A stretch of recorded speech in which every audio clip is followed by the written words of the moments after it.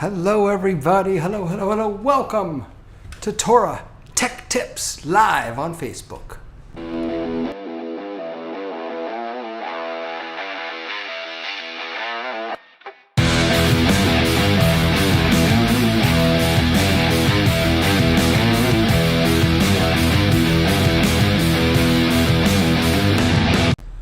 Hello everybody, my name is David Paskin, Rabbi David. I'm so happy to see you all here today and to have you watch this video. We are live today on Facebook with a new Torah Tech Tips. I'm going to try and do live more often, and I'll actually talk about that a little later in the show today. But you know why we're here. I'm here on Torah Tech Tips because I want to give you great tips for great Torah, because I know that you are sharing great Torah out there, and I think that there are some tech tips that can help you.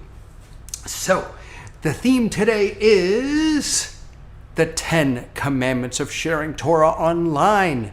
The 10 commandments. The reason we're doing 10 commandments of sharing Torah online is because, you know, it's the end of the year, and people tend to do top 10 countdowns, right? The top 10 this, the top 10 that.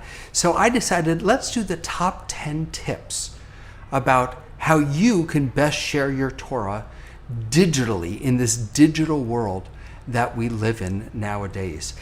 Now, I should say, before we go any farther, that we have vaccines. Thank God people are getting them. And I think there is a light at the end of this insane dark tunnel that we have been in and that we are in. I don't think that when we come out of this, once we're able to gather together again, I don't think that that means that we won't be using the digital medium anymore. I think this is here to stay. Whether it's streaming our services, whether it's streaming classes that we're offering,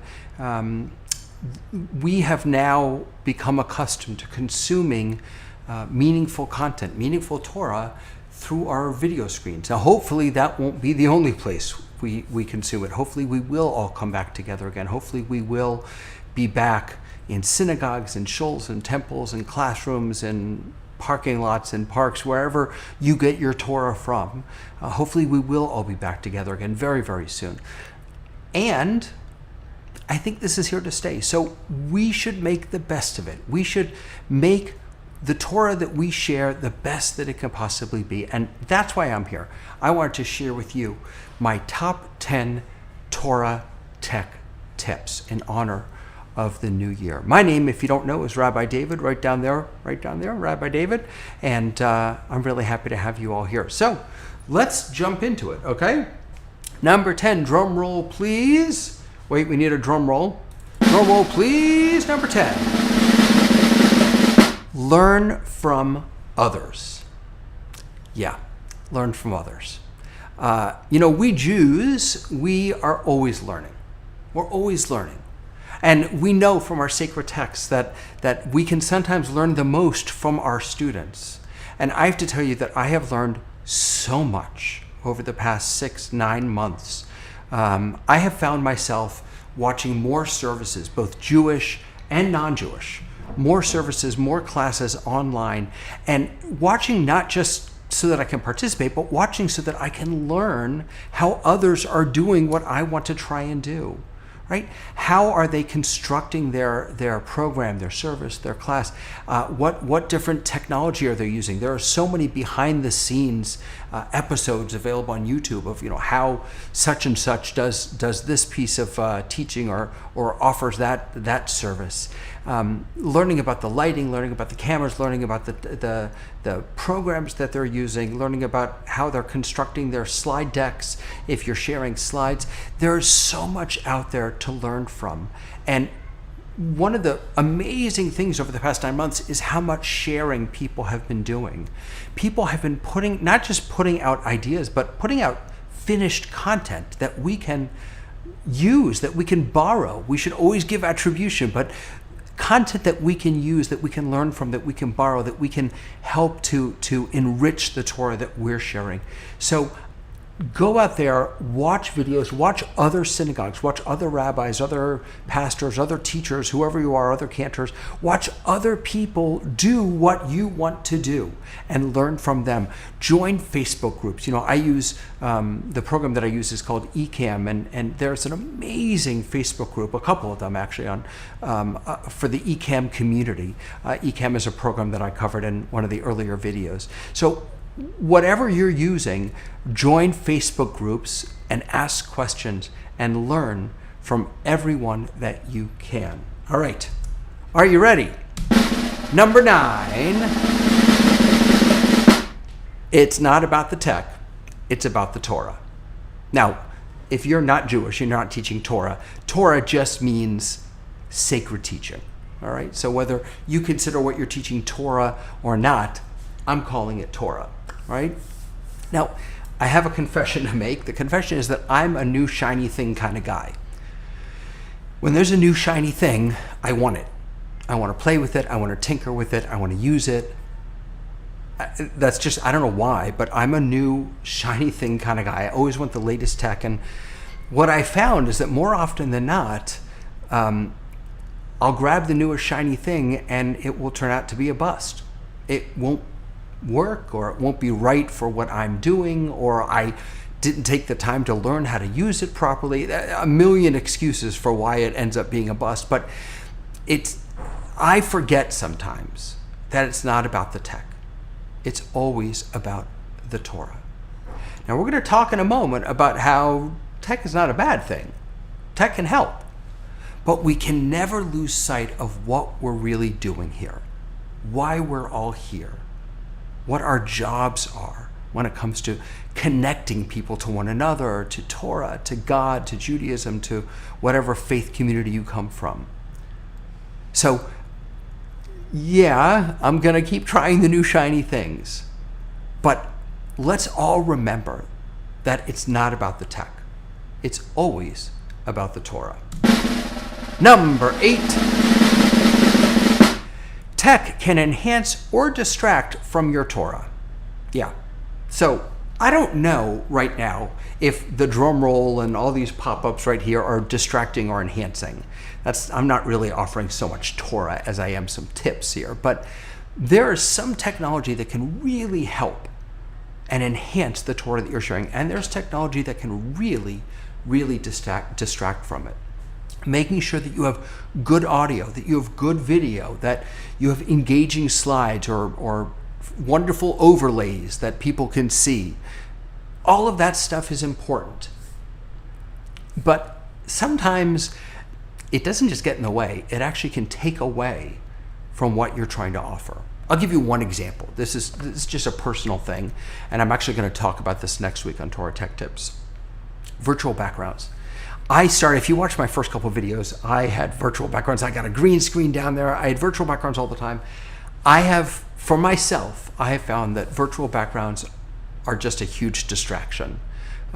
They're not often used correctly, which means body parts disappear. And the moving backgrounds and all that stuff. I don't know. For me personally, I don't want people staring at my background. I want people paying attention to what I'm offering, the Torah that I'm teaching. And so when you're choosing technology for your Torah, choose wisely. Make sure that the technology that you're using is enhancing and enriching the Torah that you're offering and not distracting from it. All right. So since I just said that, now I'm not going to do the drum roll anymore. We'll just do number 7. Number 7, choose the right tools for the right job. Not every tool is the right tool for the right job. There are amazing technological tools and collaborative tools and sharing tools and digital tools that are out there. Amazing tools. But take the time to find the right ones that are going to help you share your Torah. And don't be afraid to change it up. There's new stuff coming out all the time. Don't be afraid to change it up. Just don't fall into that shiny new thing trap that I just talked about. Remember that the tools that are here are meant to help you do better, to help you share better Torah. Just make sure you find the right tools. My stream, the videos that I've produced, has changed drastically over the past 3-4 months. And I actually kind of feel like now I have pretty much the right tools. I feel like I have the right lights. I feel like I have the right programs, the right desk, the right setup. But it took me some time to get there. So take that time, find the right tools for your Torah, to share your Torah. All right, number 6, be yourself. I remember when I first became a rabbi that I really struggled with the idea that I was up on the bimah performing during services. And so I immediately moved my podium off of the bimah. I came down onto the floor. I wanted to be with everyone else. Pardon the doorbell there. I don't know how to turn that off, actually. So what I've come to learn is that as hesitant as I was, as much as I wanted to push back against the idea that what I did for a living was performing, there is an element of performing to what we do. Whether you're teaching, whether you're leading services, whatever it is, there has always been an element of performance. We are acting. And that's true whether you're digital or whether you're in person. It doesn't really matter. The difference is that there's a little bit more performing, I think, in the digital space. In large part because sometimes you don't get a lot of feedback. So right now I'm live on Facebook and I can't hear anyone else. In fact, now that I think of it, I'm not sure why I have my earbud in my ear. I think old habits die hard. So it's because you don't have that feedback, because you don't have that connection, you have to be a little more animated. You have to perform a little bit more. But here's, for me, what I found. The most important thing when it comes to being yourself. You can't allow your performance to be inauthentic. People are yearning for authenticity. People want real Torah that comes from the depth of your soul. They want real connection. They want real prayer. And while we all have to do a little bit of performing when we're sharing Torah online, all of our performances have to be authentic. They have to come from who we are. You have to be able to be yourself, to be your true, authentic self when you're sharing Torah online, even though it requires just a little bit of performance. All right, my friends. I can't help myself, sorry. Number 5, don't be afraid to be silly. I know. Yeah, there you go. We have to be able to be silly. I found personally that it's really important. It's really important. Hi. Is it Anneke? I want to say your name correctly. Anneke, I hope, from Antwerp, Belgium. It's so good to see you. Yes, connection above perfection. Oh my goodness. Connection above perfection. I love that. So friends, let me get back to being silly. Sorry. I have found that being able to laugh at yourself and encouraging others to laugh along with you not only gives everyone a sense of comfort, but especially in these trying times, especially now, being silly gives us an outlet for some of our frustrations. We have to allow ourselves to laugh, to have fun.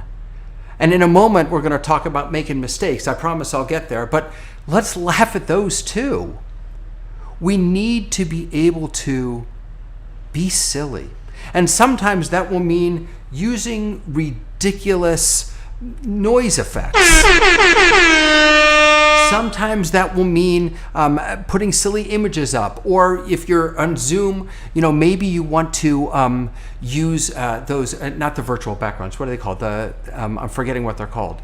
The funny faces you can put on. In any case, the Snapchat filters, right? I know that's not what they're called, but there are wonderful things that you can do to just be silly, to let people have fun with you. It's so important. And that leads us to number 4, which is don't be afraid to make mistakes. Yeah, we're going to make mistakes, my friends, all the time. I can't begin to tell you that one of the things I tell, bar bat mitzvah students who worry about, I'm going to make a mistake. What if I make a mistake? I say to them, if you had any idea how many mistakes I make on a daily basis, you'd be astonished. We cannot be afraid of making mistakes. And going back to the last one, it's okay to make fun of the fact that we make mistakes. So here's what I want to tell you. This is now the 9th episode of Torah Tech Tips, and they have all been pre-recorded up until now. And they've all been pre-recorded because, frankly, I've kind of been afraid to go live. I wasn't sure. Well, for one thing, I wanted to make sure that I actually knew how to do this. But for another thing, I wasn't sure that what I had to say would be helpful in a live setting. I was afraid I'd make mistakes. I was afraid. And then I just said, you know what? I'm just going to stop being afraid. And I'm going to make mistakes. And things are going to go wrong. And that's okay. And I'm going to be able to laugh at them. We can't let the perfect be the enemy of the good. A lot of this past summer, when synagogues were preparing for their high holiday services, and this is not a critique, this is an observation. A lot of temples and synagogues went with pre-recorded services for part or all of what they were offering for the high holidays. And I think that a lot of us did that because we wanted them to be flawless. We didn't want to, right? We wanted to avoid mistakes and technical glitches and all the rest. My experience is that yearning for not too many mistakes left us wanting for connection. It left us, many of us, sitting at home watching instead of engaging in davening, because no one could hear my voice. No one, right? It sort of didn't matter if I was there, because it was like a TV show. It was a good TV show. People worked really, really hard. But I think part of our worry was that, what if things go wrong? What if there are mistakes? And my answer to that is, you can't worry about that. You can't worry about making mistakes. We're going to. And that's okay. Number 2, roll with the punches. This number 2, did I skip one? Oh no, I skipped one. Forget number 2. Don't roll with the punches. Number 3, always have a backup plan. Wait, I gotta play some stupid music because I just made a mistake. Here we go. Right, okay. Always have a backup plan. So, you want a real life example of this? So I am right now looking at you, and I can see the little pop-ups, the little always have a backup plan there. On this screen over here, I had a whole list with a whole, what I should say about each one. Well, guess what? My browser just crashed. Like right in the middle of this right now, just crashed. So my backup plan is to use these on the screen to help remind me what comes next. And you see, I made a mistake. I pressed the wrong button. You gotta have a backup plan. There's a rule in, when it comes to backing up your data, there's a 3-2-1 rule.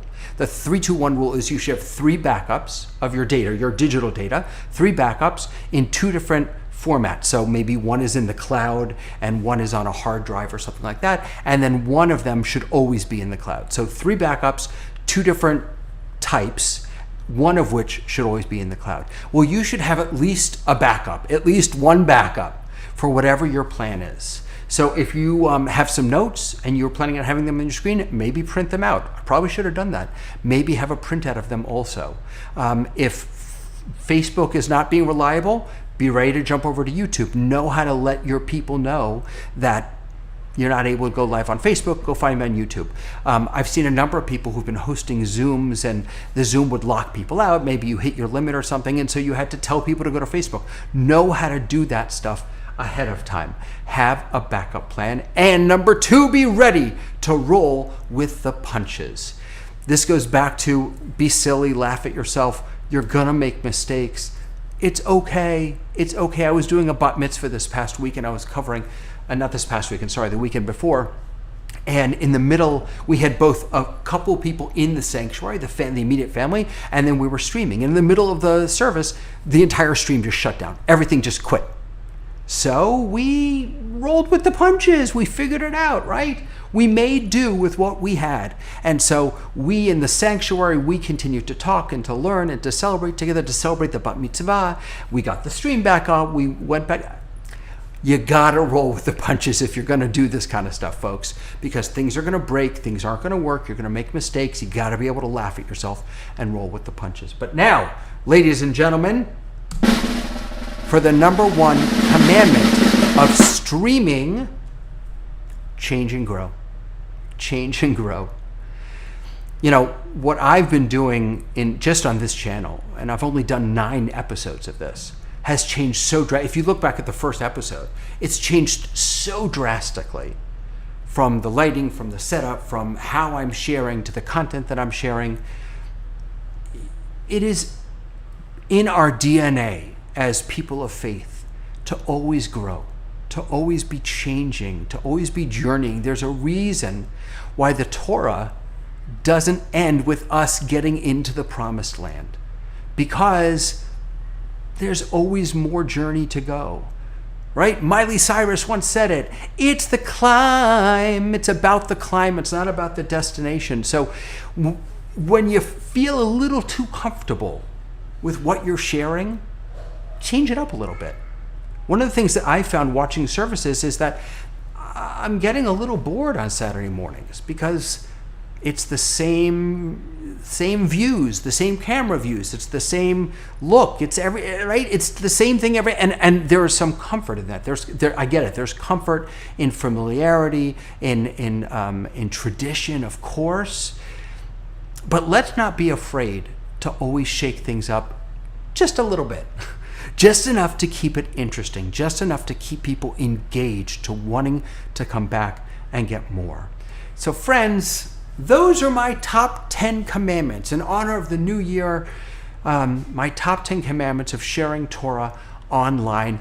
I do a Torah tech tips every week, usually Tuesdays at noon. I'm going to try and start doing them live at this point. Here on Facebook, I also post it on my YouTube channel. On Facebook, it's www.facebook.com/Torah Tech Tips. You can find me at davidpaskin.com, and my YouTube channel is very easy to remember, rabbidavid.tv. If you have other tips, if you have other commandments of your streaming, of your sharing Torah, please put them in the comments below. Share this video. Let's keep learning. Let's keep growing. Let's keep sharing our great Torah. Until next time, see you later.